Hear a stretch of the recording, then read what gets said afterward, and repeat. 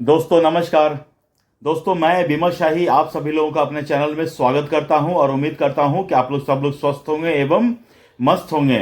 सभी राष्ट्रवादियों और सनातनियों से ये निवेदन रहेगा कि आप लोग मेरे चैनल को सब्सक्राइब कर लीजिए और वीडियो को लाइक एवं शेयर भी कीजिए। दोस्तों बिहार से एमएलसी के लिए बीजेपी ने अपने कैंडिडेट्स के नामों की घोषणा की है।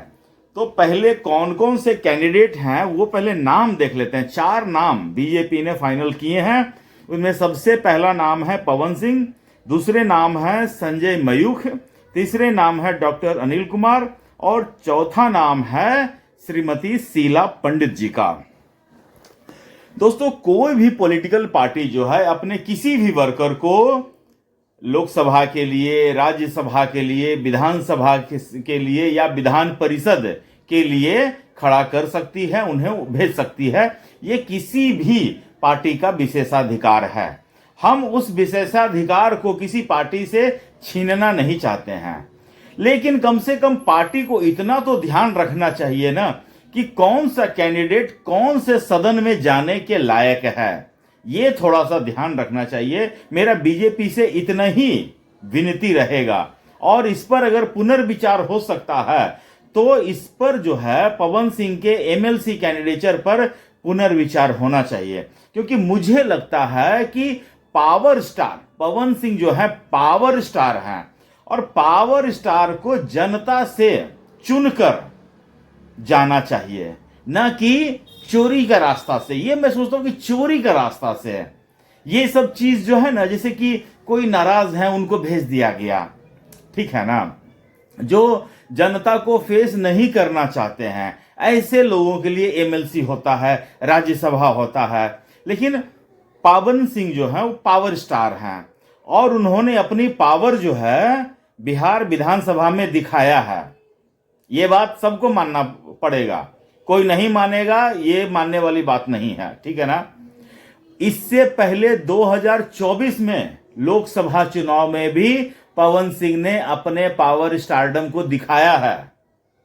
दोस्तों 2024 में भी लोकसभा का टिकट पवन सिंह को मिला था, लेकिन क्षेत्र गलत मिला था, संसदीय क्षेत्र गलत मिला था। उन्हें आसनसोल से लड़ने के लिए भेजा गया था और फिर उनके बंगाली वाला जो गाना है उसके चलते काफी विरोध हुआ, तो पवन सिंह ने जो है वो टिकट जो है भारतीय जनता पार्टी को लौटा दिया और पार्टी के खिलाफ अवमानना करने पर, मतलब ये सब करने पर पार्टी उसको जो है 6 साल के लिए निकाल भी देती है। सोचिए, उसके बाद पवन सिंह लोकसभा में निर्दलीय काराकाट से खड़े होते हैं और काराकाट से ही एनडीए के ही सहयोगी उपेंद्र कुशवाहा भी काराकाट से लड़ रहे थे।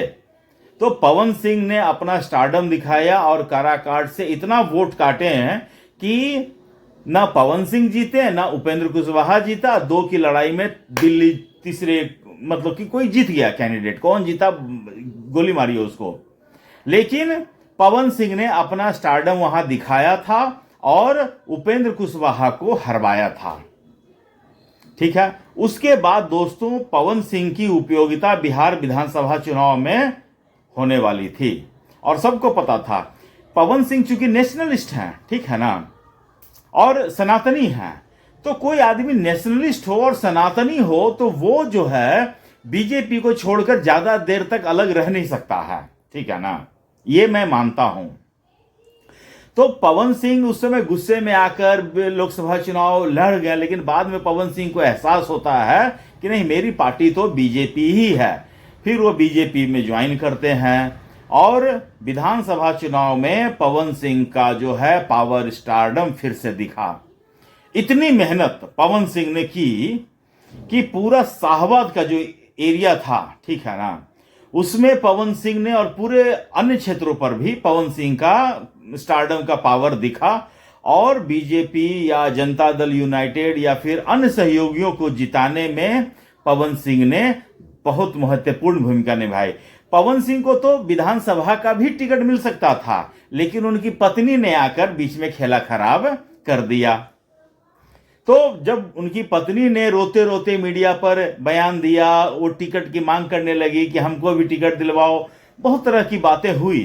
इन सब चीजों को लेकर पवन सिंह को सोचा गया कि अभी पवन सिंह को टिकट नहीं देते हैं। अगर पवन सिंह को उस समय बीजेपी टिकट दे देती तो हो सकता है कि उनकी पत्नी जो है आकर ड्रामा करने लगती। उनकी पत्नी जो है प्रशांत किशोर से जाकर मिल चुकी थी, तो बहुत सारा और ड्रामा, अन्य ड्रामा हो सकता था। इसलिए ये फैमिली ड्रामा को आगे न मतलब कि आग भड़ के इससे बचने के लिए बीजेपी ने पवन सिंह को टिकट ही नहीं दिया।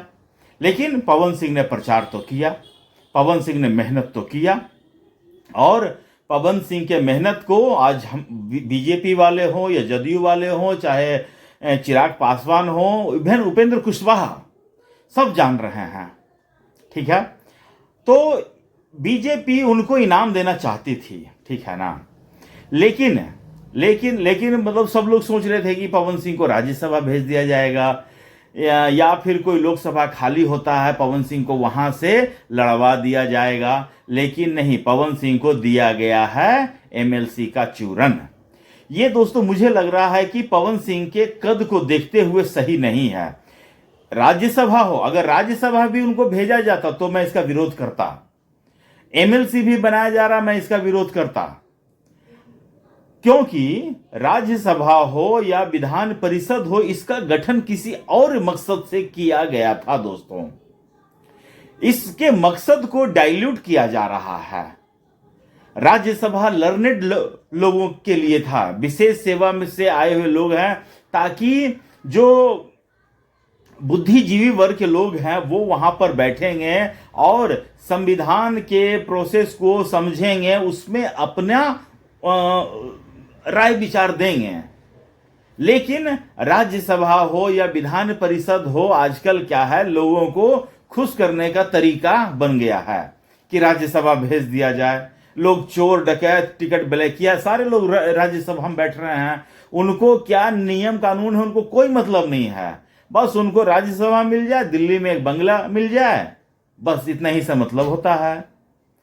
तो मुझे लगता है कि पावर स्टार पवन सिंह को, मेरा यह व्यक्तिगत मानना है कि अभी ये एमएलसी का भी टिकट लौटा देना चाहिए। उनको रिक्वेस्ट करना चाहिए कि किसी अच्छे आदमी को जो विधान परिषद में जाकर अपनी उपयोगिता साबित कर सके, उनको ये मिलना चाहिए। पवन सिंह को खुद कहना चाहिए कि हम विधान परिषद के लायक नहीं हैं, हम जनता के आदमी हैं, हम जनता से चुनकर ही जाएंगे, क्योंकि पावर स्टार है ना। जनता के बीच उनकी एक पहचान है, जनता से चुनकर वो जाएंगे तो उनकी शान बढ़ेगी। लोकसभा में जब बोलेंगे तो वहां ज्यादा अच्छा रहेगा, क्योंकि लोकसभा में ऐसा कोई क्राइटेरिया नहीं होता, कोई भी जा सकता है। लेकिन राज्यसभा हो या विधान परिषद हो, उसमें बुद्धिजीवी वर्ग के लोगों को जाना चाहिए, मेरा ऐसा मानना है। तो बीजेपी भी अन्य बुद्धिजीवी लोगों में से किसी को भेज सकता था। बिहार में बुद्धिजीवी लोगों की कमी ऐसा तो नहीं है कि नहीं है, बहुत सारे हैं। तो पवन सिंह को ये छोटा मोटा चूरन देके अगर उनको खुश किया जा रहा है, तो मुझे लगता है कि पवन सिंह को बिल्कुल विनम्रता के साथ, उद्दंडता के साथ नहीं, विनम्रता के साथ इस टिकट को, इस एमएलसी के पद को छोड़ देना चाहिए और उनको किसी और को दे देना चाहिए, ऐसा मेरा मानना है। अब देखिए, अगर इसमें अगर पवन सिंह इसको मान जाते हैं, मान लेते हैं कि एमएलसी बन जाते हैं, तो पवन सिंह की उपयोगिता एमएलसी में वो क्या, मतलब कि उनको स्कोप बहुत छोटा करके रख दिया जाएगा, ठीक है ना। जितना पवन सिंह का स्टेचर है उसके हिसाब से उनको छोटा करके दिया जा रहा है। कम से कम विधानसभा ही रहना चाहिए था। विधानसभा में पवन सिंह बोलेंगे तो उनकी बातों को 10 लोग सुनेंगे। विधान परिषद में तो बोलने का तो कोई इतना होता नहीं है। तो यही सब चीज को लेकर दोस्तों मुझे लगता है कि पवन सिंह तक का ये मैसेज पहुंचना बहुत जरूरी है दोस्तों, क्योंकि एक बार अगर विधान परिषद में चले जाते हैं तब मैसेज पहुंचने का कोई मतलब नहीं बनता है। तो ये मैसेज दोस्तों पहुंचना बहुत जरूरी है पवन सिंह तक। तो इस वीडियो को थोड़ा सा शेयर कर दीजिए ताकि डायरेक्टली ये पवन सिंह तक पहुंच जाए मेरा मैसेज। और आप लोग कमेंट करके बताइए कि क्या पवन सिंह पावर स्टार लोकसभा का मटेरियल है या विधान परिषद का मटेरियल है। कमेंट करके बताइए आप लोग, और अपना ख्याल रखिए, स्वस्थ रहिए, मस्त रहिए। तब तक के लिए नमस्कार, बाय।